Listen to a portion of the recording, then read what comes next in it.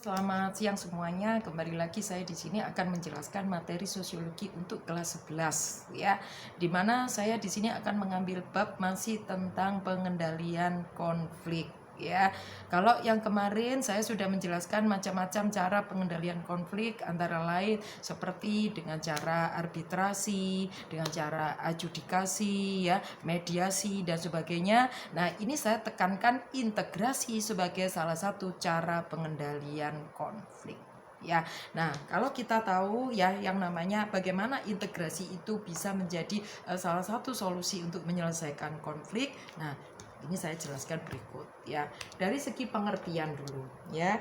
Pengertian dari integrasi itu artinya ya adalah di sini penyatuan ya. Pengertian integrasi di sini artinya adalah penyatuan.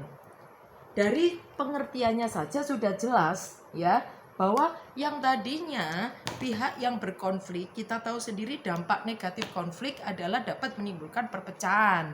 Berarti kalau misalnya kita di sini melakukan penyatuan, maka pasti ini akan menjadi sebuah solusi untuk menyelesaikan perpecahan tadi.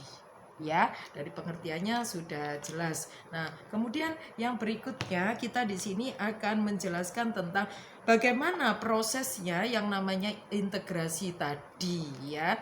Tentu yang namanya menyatukan, jangankan menyatukan masyarakat ya, banyak sekali kepala. Menyatukan dua orang saja, masing-masing individu pasti memiliki karakter yang berbeda ya, pasti memiliki keinginan yang berbeda, memiliki cita-cita yang berbeda, ide yang berbeda, pandangan yang berbeda. Tentu yang namanya bisa menyatukan berbagai macam perbedaan itu dari kedua orang saja perlu proses, apalagi kalau orang banyak, yaitu masyarakat ya. Tentu prosesnya menjadi lebih panjang. Nah, sekarang bagaimana tentang proses integrasi itu sendiri ya? Di sini yang namanya integrasi tentu tidak bisa berjalan dengan sendirinya. Prosesnya antara lain satu, pasti ada timbulnya sebuah konflik. Ingat, yang namanya konflik itu jangan dibayangkan sudah langsung perpecahan. Kalian berbeda pendapat itu sudah konflik. Kalaupun tidak menimbulkan kekerasan ya, beda pendapat itu saja sudah konflik. Nah, dari konflik ini kemudian timbul suatu keinginan untuk menyatu yang disebut sebagai akomodasi. Akomodasi adalah keinginan yang timbul untuk menyatukan dari orang-orang yang sedang berkonflik tadi ya. Setelah adanya keinginan, kemudian kalau misalnya akomodasi itu berhasil ya, niatan untuk bersatu itu tadi berhasil, maka akan timbul kesepakatan atau yang kita kenal dengan nama konsensus ya. Konsensus atau kesepakatan ini merupakan puncak dari akomodasi tadi.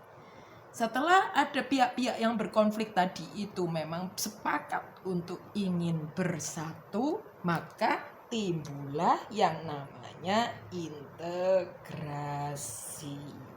Demikianlah prosesnya ya. Jadi dari konflik dulu, kemudian adanya keinginan untuk menyatu di dalam akomodasi. Setelah itu baru mencapai kesepakatan dalam konsensus, baru yang terakhir tercapailah integrasi itu sendiri.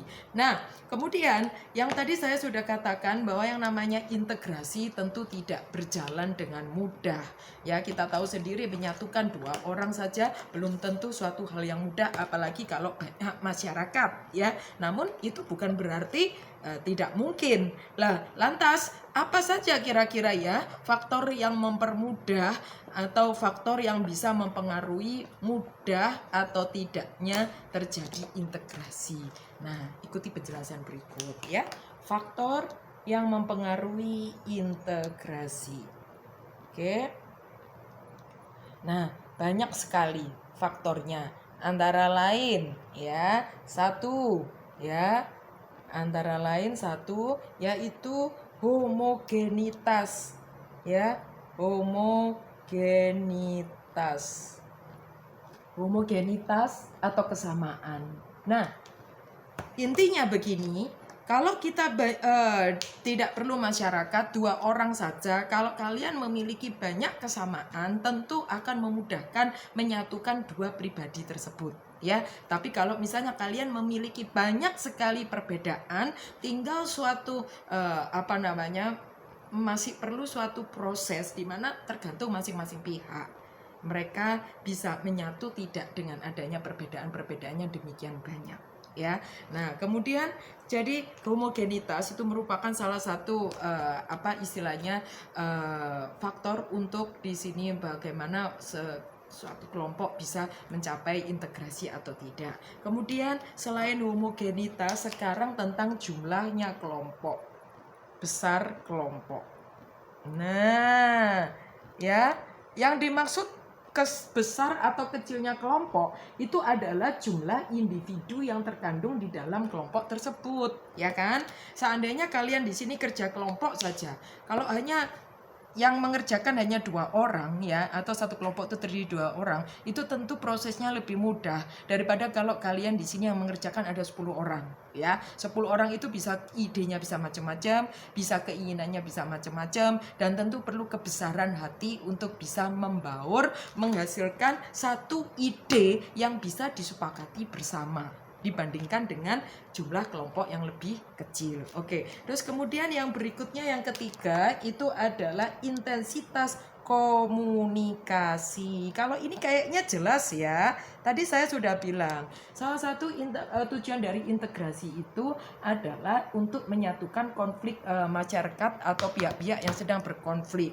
Nah, sekarang salah satu cara untuk menyelesaikan konflik tidak ada lagi selain keterbukaan atau komunikasi antara pihak-pihak yang berkonflik, ya. Karena cuma dengan keterbukaan komunikasilah yang namanya prasangka, kemudian yang namanya perbedaan-perbedaan, ya, itu kita bisa ketahui. Terus apa yang diinginkan pihak yang berkonflik dengan kita itu kita jadi ngerti pikirannya. Karena kan cuma didiamkan aja, ya kita akan selamanya tidak tahu kenapa ke orang itu tidak suka dengan kita dan sebagainya, ya kan.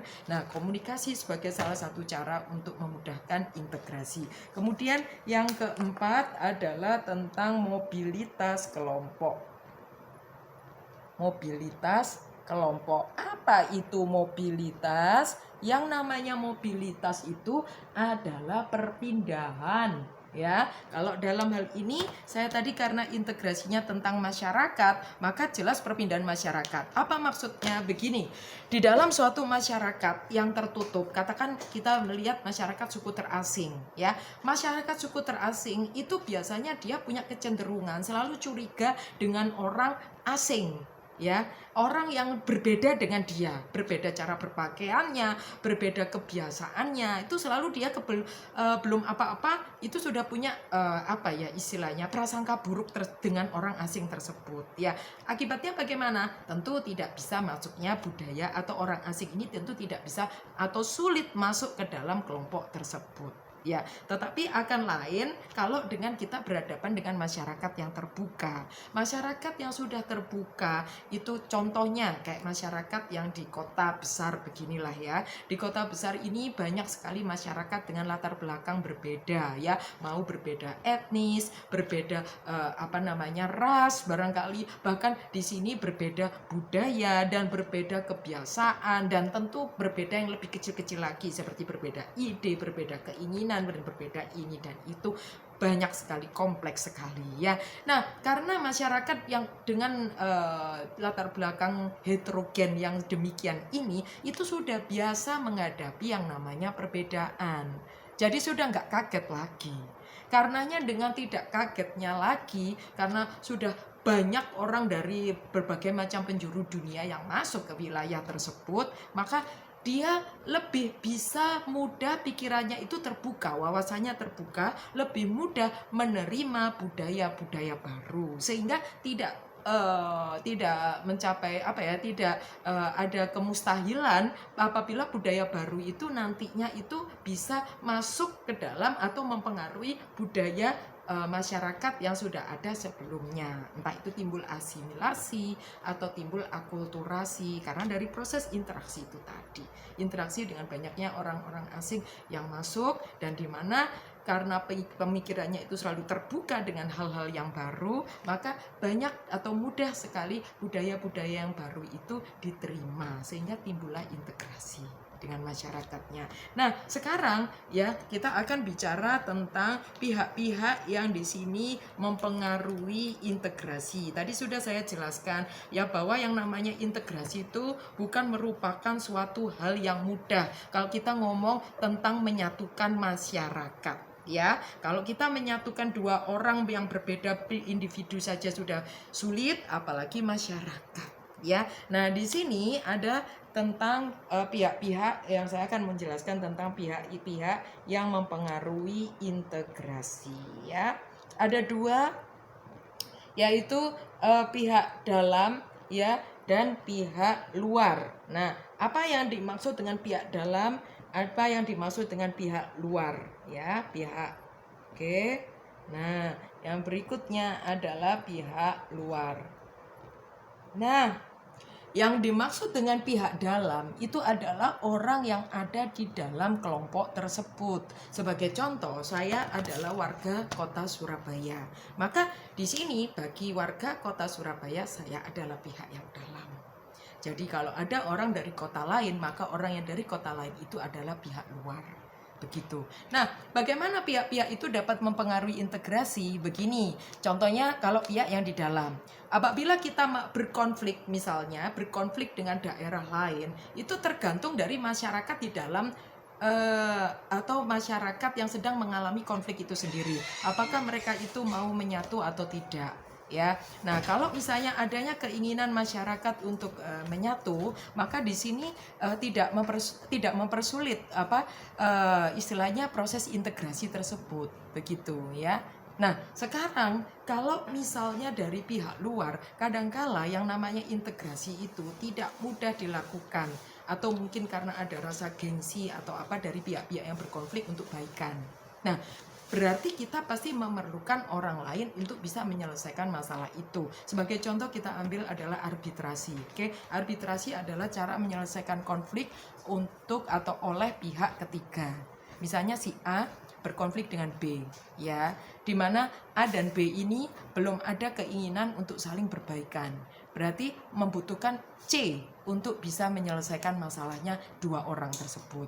Nah, demikian juga yang ada di masyarakat, ya. Kalau di dalam masyarakat yang berkonflik itu sendiri tidak ada keinginan untuk menyatu, berintegrasi dengan pihak yang sedang konflik dengan dia, maka diperlukan pihak ketiga. Siapa itu? Bisa dari pihak luar, ya. Pihak luar yang dimaksud itu bisa dari misalnya tokoh agama, bisa dari tokoh masyarakat atau orang yang paling disegani di masyarakat itu, atau yang ketiga itu bisa dari anggota kepolisian atau Polri, ya. Selama ini yang paling sering terlibat dalam hal penyelesaian konflik di masyarakat adalah pihak-pihak tersebut. Jadi dari pihak luar itu bisa dari tokoh agamawan, karena kita tahu khususnya untuk masyarakat yang religius, maka tokoh agamawan itu memiliki pengaruh besar dalam masyarakat segala hal pendapatnya. Oke, nah kita tahu contohnya seperti konflik di Sampit, ya, antara orang Dayak dan juga orang Madura. Itu di sini bisa terjadi integrasi atau penyatuan karena terlibatnya pihak-pihak pemuka agama yang mendamaikan mereka. Kemudian pihak tokoh masyarakat itu misalnya seperti orang yang dituakan di masyarakat itu, bukannya orangnya yang tua, ya, tetapi orang yang dihormati di masyarakat tersebut.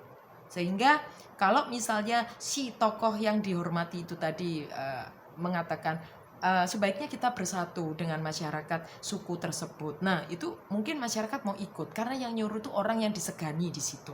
Oke. Nah, kemudian yang ketiga adalah dengan cara koersi, yaitu dengan cara tindakan tegas dari pihak yang berwenang akan hukum, misalnya polisi. Ya, nah kemudian itu tadi penjelasan tentang integrasi. Nah, kemudian di sini kita perlu tahu juga tentang macam-macam integrasi, ya. apa saja macam-macam integrasi di sini, karena kalau misalnya kita di sini menyatukan dua hal atau dua pihak yang saling berkonflik ya, itu mereka itu mau menyatu itu karena disebabkan latar belakangnya macam-macam ya, yaitu antara lain apa ya, di sini adalah untuk menjelaskan tentang macam-macam integrasi ya. Yang pertama adalah integrasi, I itu integrasi ya, normatif. Yang kedua adalah integrasi fungsional ya. Yang ketiga itu adalah dengan integrasi koersi ya. Nah, ini yang dimaksud dengan satu integrasi normatif. Normatif itu apa artinya? Undang-undang. Ya. Kemudian yang kedua adalah fungsional. Fungsional itu apa? Yaitu di mana masyarakat tersebut memiliki fungsi di tengah masyarakat. Sehingga di sini karena fungsinya itu dia didengarkan pendapatnya di masyarakat. Kemudian koersi itu dengan cara paksaan.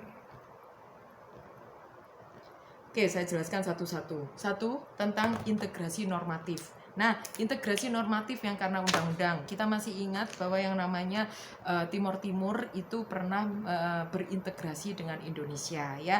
Tentu di sini setelah integrasi dengan Indonesia itu ada yang namanya ketetapan presiden atau undang-undang. Nah, di sini mau tidak mau semua warga Indonesia, warga negara Indonesia mau tidak mau harus menerima Timor Timur sebagai bagian dari provinsi di Indonesia karena sudah ada undang-undangnya, ada peraturannya. Itu yang namanya integrasi normatif. Yang kedua adalah integrasi fungsional. Contohnya begini, tadi yang sudah saya jelaskan tentang konflik di Sampit ya, di mana tadi yang namanya di Dayak dan di Sampit itu ada konflik antara Dayak dan Madura. Terus kemudian di sini ada tokoh agama atau tokoh masyarakat, tokoh yang disegani di masyarakat. Nah, itu yang disebut integrasi fungsional. Masyarakat itu mau menyatu karena seseorang yang berfungsi sebagai tokoh yang sangat dihormati, disegani di masyarakat itu yang ngomong mereka harus bersatu. Jadi mereka mau nurut ya. Contoh lagi fungsional, misalnya begini ya, di daerah-daerah terpencil mungkin seringkali dikirim yang namanya ABRI, yang namanya juga dokter, barangkali juga namanya guru dan sebagainya, tenaga-tenaga profesi tertentu. Mungkin tadinya masyarakat tersebut misalnya ketika berobat banyak menggunakan pengobatan alternatif seperti ke dukun dan sebagainya ya. Setelah dengan datangnya seorang dokter ini ya tentu tidak mudah dia diterima di masyarakat, tetapi karena profesinya dia dokter dan di sini dia itu bicara tentang kesehatan, penyembuhan penyakit dan berbagai hal, maka masyarakat itu jadi nurut karena mendengarkan ini yang ngomong adalah orang ahli kesehatan. Jadi sesuai dengan fungsinya. Dia didengarkan karena dia memiliki fungsi itu tadi dokter sebagai tenaga medis atau untuk yang mengerti tentang kesehatan di masyarakat ya. Demikian juga yang terakhir adalah integrasi koersi atau secara paksaan. Misalnya kalau ada katakan konflik antar suku, kemudian di sini konflik itu baru bisa reda setelah didatangkan pihak atau petugas keamanan seperti kayak polisi dan sebagainya ya kan. Nah, dengan adanya polisi atau petugas keamanan itu tentu istilahnya masyarakat mau berkonflik ya mereka jadinya takut karena kan di sini ada istilahnya sudah dipaksakan dengan petugas kepolisian tadi. Oke. Nah, saya harap yang namanya informasi atau pembelajaran saya di siang hari ini benar-benar membawa manfaat bagi siapapun aja yang ingin mengetahui tentang bab integrasi sebagai proses penyelesaian konflik ya. Terima kasih.